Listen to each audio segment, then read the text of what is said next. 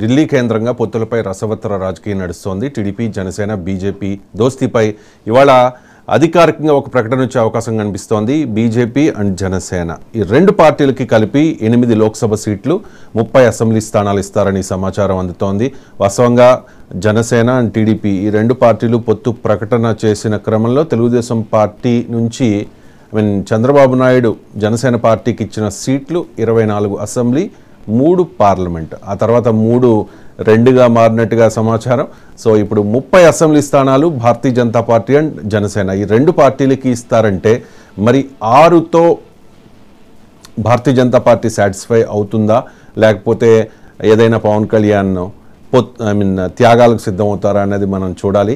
పొత్తులో భాగంగా జనసేనకు 24 అసెంబ్లీ స్థానాలను కేటాయించారు చంద్రబాబు. కానీ ఇప్పుడు భారతీయ జనతా పార్టీ జనసేనలో కలిపి 30 అంటే మరి బీజేపీ ఒప్పుకుంటుందా 6 స్థానాలకి, లేక జనసేన త్యాగాలకు సిద్ధమవుతోందా?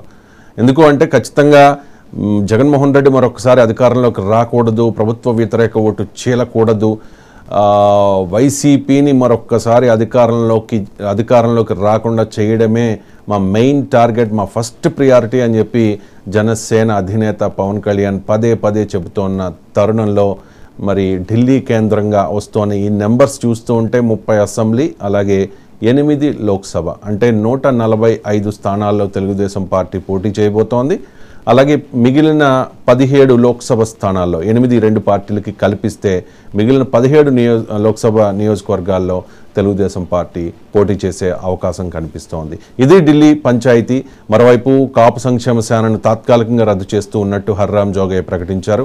పవన్కు సలహాలు ఇవ్వడం తనకు శాపంగా మారిందని, తన పట్ల జన సైనికులు అమర్యాదగా కామెంట్ చేస్తూ ఉన్నారని ఒక రకమైన ఆవేదనతో కూడిన ఒక లెటర్ రిలీజ్ చేశారు. అంటే మొదటి నుంచి హర్రామ్ జోగయ్య డిమాండ్ చేస్తూ ఉంటారు, పవన్ కళ్యాణ్ మీ బలం తక్కువ కాదు, జనసేన బలం తక్కువ కాదు, 50 స్థానాల్లో పోటీ చేయండి, 60 స్థానాల్లో పోటీ చేయండి అని చెప్పి ఆ స్థానాల్ని ఆయనే ప్రకటిస్తారు. ఆ అభ్యర్థులను కూడా ఆయన్ని సూచిస్తూ ఉంటారు. ఒకరు కాదు ఒకరిద్దరిని సూచిస్తూ ఉంటారు.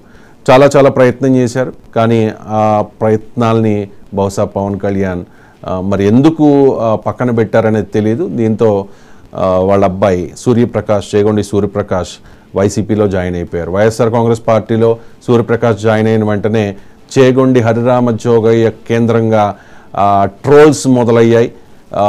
ఆ తర్వాత ముద్రగడ పద్మనాభంను, ద్వారంపూడి చంద్రశేఖర్ రెడ్డి, అలాగే మిథున్ రెడ్డి, ఇంకా కురసాల కన్నబాబు లాంటి వైసీపీ నేతలు, అగ్రనేతలు అందరూ కలిసి వెళ్ళిన తర్వాత పవన్ కళ్యాణ్ ఒక కామెంట్ చేశారు. ఇన్నాళ్ళు నాకు సలహాలు ఇచ్చిన వాళ్ళు చూశారు కదా, వాళ్ళంతా, అంటే ఈ మాట అనలేదు పవన్ కళ్యాణ్, బట్ వాళ్ళంతా కోవర్టులు, నాకు సలహాలు ఇచ్చి తద్వారా జగన్మోహన్ రెడ్డికి ప్రయోజనం చేకూర్చే ప్రయత్నం చేశారన్నట్టుగా ఆయన మాట్లాడిన పరిస్థితి కనిపిస్తోంది. హర్రామ్ జోగయ్య ఇంకో కామెంట్ చేశారు. చిరంజీవి పార్టీ పెట్టినప్పుడు ఎంపీ పదవిని వదులుకుని ప్రజారాజ్యాన్ని కాంగ్రెస్లో కలిపేయడంతో అప్పుడు చాలా నష్టపోయాం. ఆ పరిస్థితి రాకూడదని నిర్ణయం తీసుకున్నాను. కాపు సంక్షేమ సేనని తాత్కాలికంగా రద్దు చేస్తూ ఉన్నాను అంటూ హర్రామ్ జోగయ్య ప్రకటించారు. పనిలో పనిగా వైసీపీ నేత, సినీ నటుడు పోసాని కృష్ణమురళి కూడా పవన్ను టార్గెట్ చేశారు. రంగాను చంపిన బాబుకు ఓటెయ్యాలా పవన్ అంటూ ప్రశ్నించారు. రంగాను అభిమానించే వారు ఎవరైనా టీడీపీకి ఓటు వేయొద్దు అంటూ పిలుపునిచ్చారు కృష్ణమురళి. రంగా హత్యాంశాన్ని మరోసారి రాజకీయంగా వాడుకునేందుకు వైఎస్ఆర్ కాంగ్రెస్ పార్టీ ప్రయత్నిస్తున్నట్టుగా తెలుస్తోంది. మొత్తానికి ఒకవైపు ఢిల్లీలో పొత్తుల పంచాయతీ, మరోవైపు పవన్ కళ్యాణ్ టార్గెట్గా అధికార పార్టీ విమర్శలతో ఏపీ పాలిటిక్స్ హాట్గా మారాయి. ఈ హాట్ పాలిటిక్స్ పైన ఇవాళ స్పెషల్ డిబేట్ చర్చలో పాల్గొంటున్నారు రాధా రంగా మిత్ర మండలి చారిటబుల్ ట్రస్ట్ అధ్యక్షులు కాపు